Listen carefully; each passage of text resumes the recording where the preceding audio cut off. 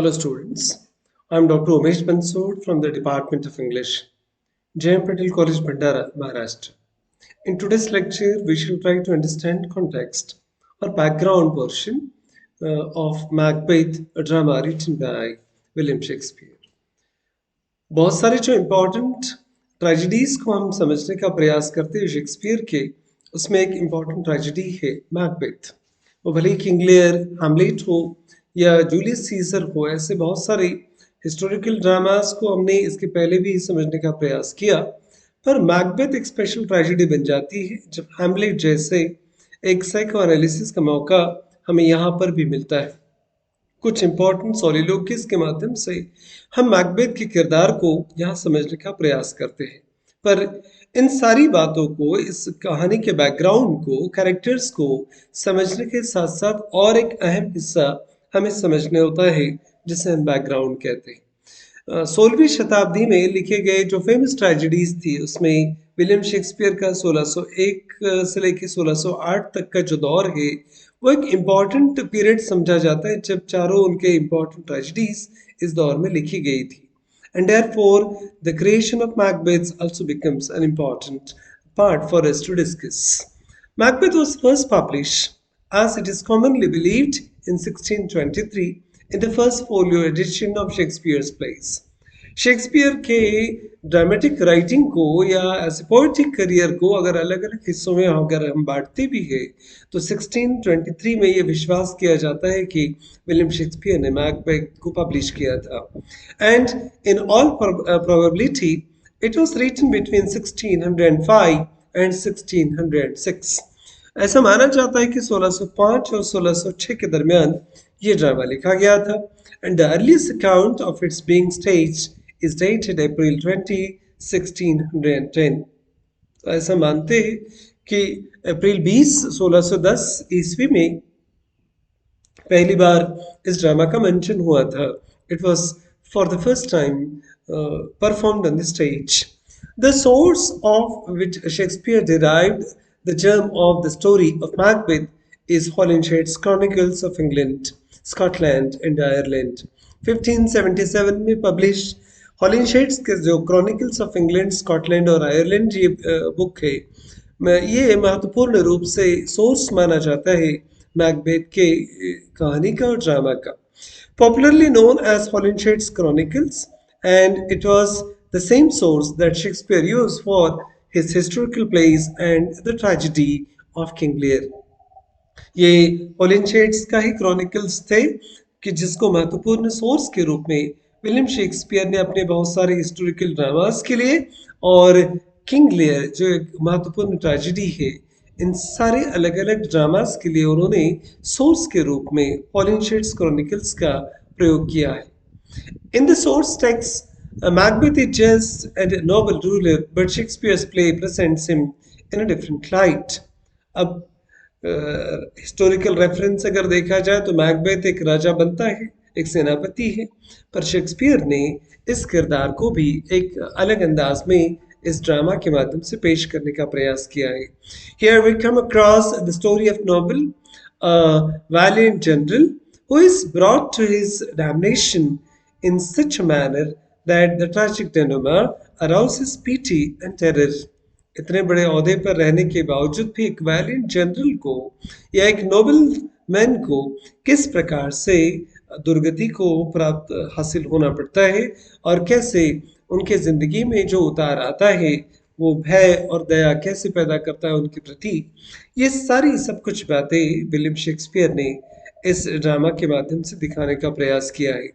Because दो his and is precipitated by his own sinful acts, the reader feels that the Macbeth is sorely tempted into committing those by powers that were to a great extent beyond his control. William Shakespeare के drama की एक खासियत रही है कि जितने भी tragic heroes को हमने देखा है वो अपनी ही गलतियों के कारण ट्रेजेडी को हासिल होते हैं, प्राप्त होते हैं, पर इस कहानी में स्पेशली ये माना जाता है कि मैकबेथ जो एक ट्रेजिक कैरेक्टर्स बन जाता है, उसका अंत हो जाता है।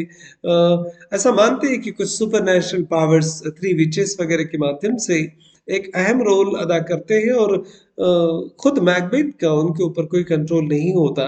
तो कुल मिलाकर ऐसा माना जाए कि ह्यूमन फ्लॉज को ट्रेजेडी का रीजन मानने के लिए यहाँ पर जगह कम बनती है। पर फिर भी थ्री विचेस की भविष्यवाणियों के ऊपर विश्वास कर देना और किंग डंकन का मर्डर कर देना, ये उसकी अपनी खुद की चॉइस थी और उसने थ्री विचेस के ऊपर भरोसा करके ऐसा किया है। तो ये सारी गलती मैकबेथ की ही हो जाती है।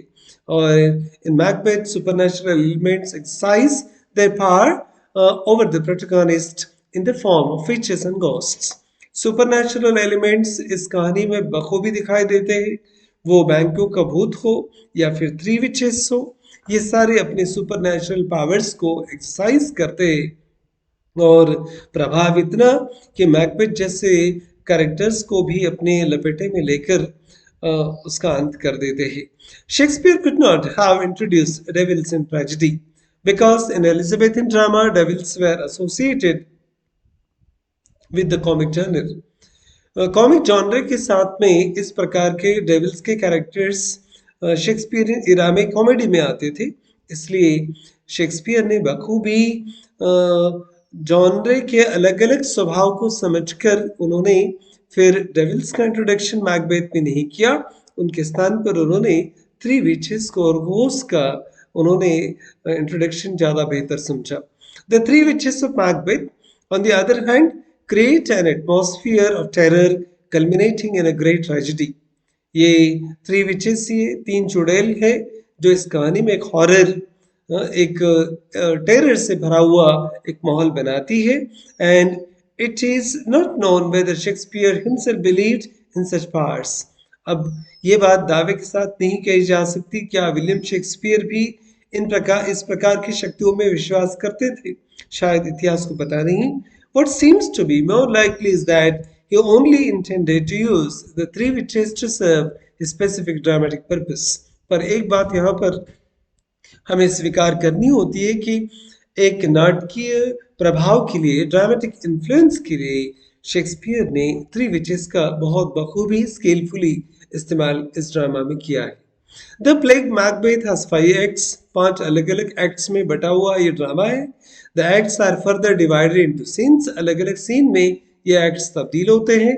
And the events of these acts are suppose to have taken place on 9 different days spread over somewhat longer period. तकरीबन 9 दिनों तक ये कहानी फैली हुई है। And while the historic period of the play is 70 years। 9 दिन की कहानी है, पर इतिहास के रूप में अगर इस ड्रामा को समझा जाए तो तकरीबन 17 साल ये कहानी चलती है। From King Duncan's death in 1040 to death of Macbeth in 1057। ईस्वी 1040 में 1040 में जब किंग डंकन की मौत हो जाती है, तो किंग डंकन की मौत से लेके 1057 ईस्वी मैकबेथ की डेथ तक का ये सफ़र तकरीबन 17 साल का सफ़र होता है एक्चुअल हिस्टोरिकल कहानी में। But in the play by Shakespeare the dramatic time of the same events may not be more than 1 year if not less. पर शेक्सपियर की कहानी में ये समय इतना बड़ा नहीं होता। तो ये कुछ इंपॉर्टेंट बातें थी जिसको हमने बैकग्राउंड में समझने का प्रयास किया। इसके बाद वाला एक लेक्चर सबसे इम्पोर्टेंट लेक्चर होने वाला है जहाँ पर हम मैकबेथ की कहानी को और कैरेक्टर्स के ताने बाने को समझने का प्रयास करेंगे। I hope this discussion will help you to understand background portion as well as the context of the drama and this will definitely help you in the examination as well. This video is available on YouTube at Grammar Planet by Dr. Umesh Bansod. Thank you very much for watching this video.